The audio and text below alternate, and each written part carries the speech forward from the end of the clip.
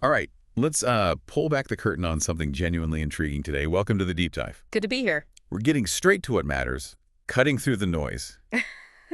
We've got some early intel, about the unreleased Asus Zenfone 13. This comes from a deep look at a source, My Fusion Mobile. Mm-hmm. It's really a glimpse into what might be next in mobile tech.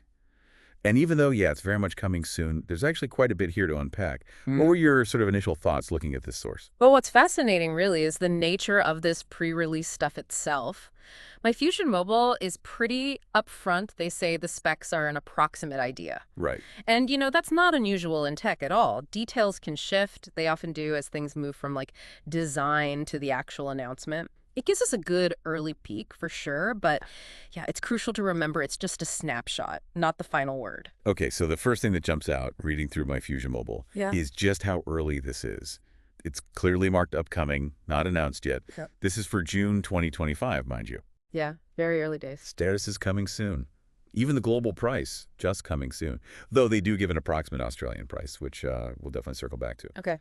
But even with all those coming soon labels, the highlights they're listing are pretty interesting. We're looking at Android 14, a pretty big 6.67-inch display, Mm-hmm. a 50-megapixel main camera, 12 gigs of RAM, and, a hefty 5,000 milliamp battery. Li-ion. Yeah, that milliampere hour, that's the capacity measure. And 5,000 is, well, it's substantial, points towards good battery life. Definitely suggests good endurance, even if you're pushing it hard. Okay, let's pivot to performance because I spotted something a bit curious in the source material. Oh. Yeah, the summary bit mentions a Snapdragon 8 plus Gen 1, but then you dig into the detailed platform section, and it specifically lists a Qualcomm SM8475 Snapdragon 8 plus Gen 3, 4nm. Ah, okay. That's a significant jump, Gen 1 to Gen 3. What do you make of that apparent contradiction? How much we really rely on these chipset details so early? That's a really sharp catch. And it perfectly highlights what we were just saying about pre-release info being, well, fluid, honestly. Whether it ends up being Gen 1 or Gen 3, the bigger takeaway, I think, is seeing any Snapdragon 8 Plus series chip mentioned, especially potentially near that $650 price point. Right. That puts this phone in a performance bracket usually seen on much pricier flagships. It's more than just fast. It suggests Asus is maybe aiming for serious power without the typical flagship cost. Could really shake things up. Now, about that specific Snapdragon 8 Plus Gen 3, 4nm reference, if that holds true. Gen 3 is basically top-tier cutting-edge processing. Okay. And the 4nm, that's the manufacturing process. Tiny transistors means it's more power efficient, less heat, even when working hard. Gotcha. The CPU breakdown, that octa-core setup, it's smart. You've got powerful cores for heavy lifting like gaming or video editing, and efficient cores for just, browsing or email. Means you get fast app launches, smooth multitasking, handles intensive stuff well, but also kind of sips power for everyday tasks, helps the battery. Makes sense. And the Adreno 730 GPU, that's about graphics. Expect really good performance for gaming, high-res video playback, that sort of thing. Plus, launching with Android 14 is good. Means you get the latest software features, security patches, right out of the box. A modern feel. So you combine that potentially powerful chipset, the Gen 3 maybe, with 12 GBs of RAM. Sounds like a recipe for serious responsiveness, right? Exactly. But think about the average user. Is 12 GB really necessary? Mm-hmm. Or does it get to a point of, diminishing returns? Especially if they're trying to hit that competitive price. That's a fair point. 12 GB of RAM paired with a fast chip. Yeah. Yeah, it's fantastic for seamless multitasking. You can keep tons of apps open, jump between them instantly. Mm-hmm. But for most people, 8 GB is probably already plenty for smooth daily use. Right. 12 GB really benefits the power users, the heavy gamers, people really pushing the phone hard. It's great future-proofing, no doubt. But yeah, you could argue maybe that budget could be spent elsewhere for a wider appeal if the price is key. Okay, interesting perspective. Let's shift focus now to the physical stuff, what you'll actually be holding and looking at, the screen, the build. Okay, the display.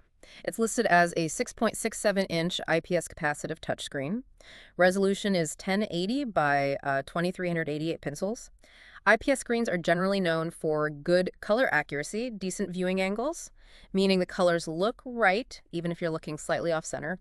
Good for videos, photos. Physically, the dimensions are about 161.6 by 77.9 by 8.2 millimeters, Weight is 192 grams. To give you a feel, that's pretty standard for a modern phone. Not super compact, but not massive either. Should feel reasonably comfortable, weight-wise. And the build materials. Right. The source says glass front protected by Gorilla Glass 5, which is good, but then a plastic frame and a plastic back. Okay. Gorilla Glass 5 is decent protection. Yeah, it offers a solid level of scratch resistance and protection against drops from, typical heights. Always good to see. The plastic frame and back, that's pretty common in the sort of mid-range to upper mid-range territory.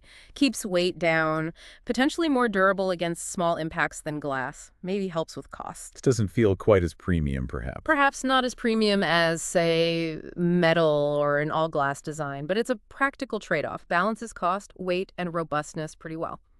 Oh, and it also lists IP67 dust and water resistance. Okay.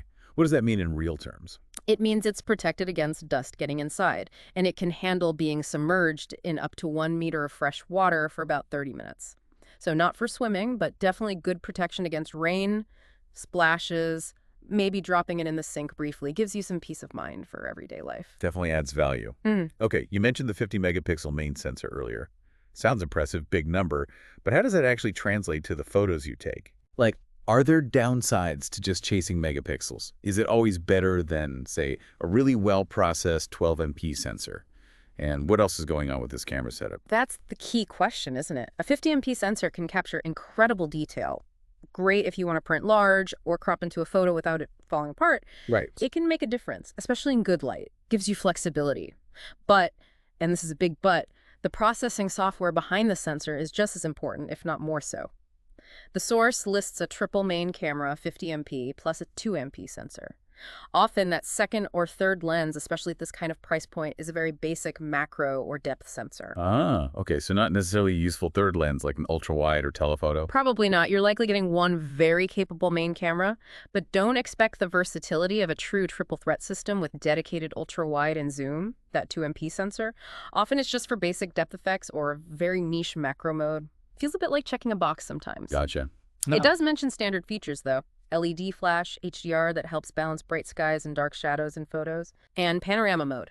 For video, the main camera apparently does 4K resolution at 30 frames per second. Okay. And the front camera for selfies. Yep. Single 16-megapixel sensor on the front. Also has HDR. And interestingly, the source says the selfie camera also does 4K video at 30 fps along with 1080p. Oh, wow. 4K on both front and back. Yeah, that's quite notable. Suggests ASUS might be targeting users who do a lot of video recording, maybe vloggers, social media creators, or just people who want really high-quality video calls. Interesting angle. Okay, so beyond the power, the screen, the cameras, how does this thing keep you connected? And, crucially, keep running all day? Connectivity looks pretty comprehensive, supports the usual 2G, 3G, 4G, and importantly 5G networks. That 5G is key for future-proofing, getting those faster mobile data speeds as networks improve. Definitely. For wireless, you've got Wi-Fi 6. That's the newer, faster standard for home Wi-Fi if your router supports it. Dual band, Wi-Fi Direct 2. Bluetooth is version 5.2, which is solid for stable connections to headphones, speakers, etc. Supports aptX HD for potentially better audio quality. Full suite of location services, GPS, GLONASS, Galileo, BDS. So navigation should be accurate. And NFC is included, which is vital for contactless payments nowadays. Yep, tap to pay is essential. What about wired connections? It's got a USB Type-C port, but it's listed as USB 2.0 speed.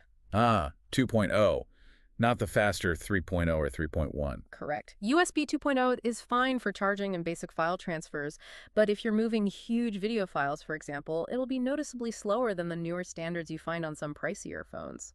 Also, the source explicitly notes, no FM radio, no infrared port, becoming less common features anyway. Right, and the battery. We touched on the 5,000 mAh capacity. Yeah, that big 5,000 mAh Li-ion battery, that really should translate to excellent endurance. You reckon easily all day for most people? Comfortably, I'd say. Even with fairly heavy use, obviously things like constant gaming, max brightness, or heavy 5G usage will drain it faster, but 5,000 mAh is a great starting point. Yep. It does mention fast charging, which is good for getting quick power boosts, but no mention of wireless charging in this source. Okay, good to know. No wireless charging listed. Let's sort of wrap up the remaining technical bits and then get to that potential price. Sure. So memory and storage. Big point here. Yeah. The source says no memory card slot. Oh, no expandable storage. Nope. So whatever internal storage you buy, listed options are 128 GB, 256 GB or 512 GB, that's it.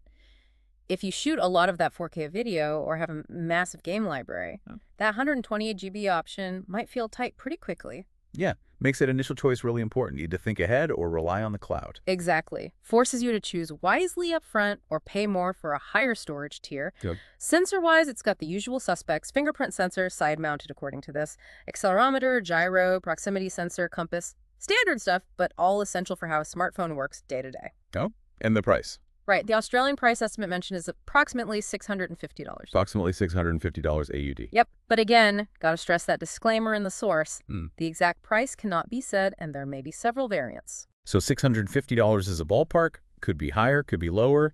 Could depend on the storage, maybe. Precisely. It gives us a target, an idea of the market segment they might be aiming for, but it's definitely not set in stone. One last thing from the source, they give it an overall expert rating of 9 out of 10. Wow, 9 out of 10. Yeah, and interestingly, 9 out of 10 across all categories they rated: design, display, camera, features, connectivity, usability, performance, and battery. That seems remarkably high. A straight 9 across the board, especially for something not even announced yet based on approximate specs. It is very high, yeah. Does that high preliminary rating seem, I don't know, maybe overly optimistic? Does it raise any flags for you, given how much is still speculative? It suggests a huge amount of confidence, doesn't it? Either in ASUS's track record or in the specific components they believe will be used. It implies that, at least on paper, this phone looks like an almost perfectly balanced package. Ticks nearly every box. Strong performance, good screen, versatile camera on paper, great battery life. Does it raise red flags? Not necessarily red flags, but it definitely reinforces that approximate caveat. It's like a best case scenario rating. Okay. The real proof will be in the pudding, How does it actually feel to use? Can ASUS deliver on all that promise when it's officially launched? That's the big question. Right. So, wrapping this up, Mhm. what does this all mean for you, the listener? Yeah. Well, based on this early dive into the MyFusion mobile info, the ASUS Zenfone 13 looks like it could be shaping up to be a really powerful, quite durable, and feature-packed phone. Seems that way. With that potential top-end chip, the big battery, decent camera specs, it might offer really strong value, especially if it hits near that $650 Australian mark. Definitely one to watch as we get closer to a potential announcement. Yeah, absolutely. And that leads to a final thought for you to mull over. Given these anticipated specs for the Zenfone 13 and that potential $650-ish price point, what kind of genuine innovation or maybe standout user experience will ASUS actually need to deliver to make a real impact, especially in that super crowded, really competitive smartphone market we expect in 2025 and with so many details still just us coming soon?